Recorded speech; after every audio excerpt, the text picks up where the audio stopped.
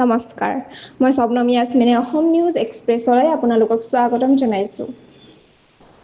মুখ্যমন্ত্ৰী ডক্টৰ হিমন্ত বিশ্ব শৰ্মাৰ ঘোষণাই বিহু আয়োজনত ব্যস্ত সমিতিসকলৰ মাজত কঢ়িয়াই আনিছে আনন্দৰ বতৰা। হয়, ৰাজ্যৰ সকলো বিহু সমিতিৰ বাবে এক সুখবৰ।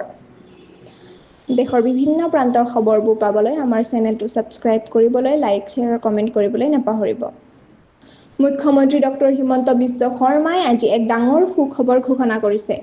ৰাজ্যৰ সকলো বিহু সমিতিয়ে অহা ২-৩ দিনৰ ভিতৰত চৰকাৰৰ পৰা ধন সহায় লাভ কৰিব। মুখ্যমন্ত্ৰীৰ এই ঘোষণাই বিহু আয়োজনত ব্যস্ত সমিতিৰ মাজত কঢ়িয়াই আনিছে আনন্দৰ বতৰা। মুখ্যমন্ত্ৰী ডাঙৰীয়াই কৈছে যে সকলো বিহু সমিতিয়ে সময়মতে ধন পাব, যাতে অনুষ্ঠান আয়োজনত কোনো অসুবিধা নহয়। ধন্যবাদ।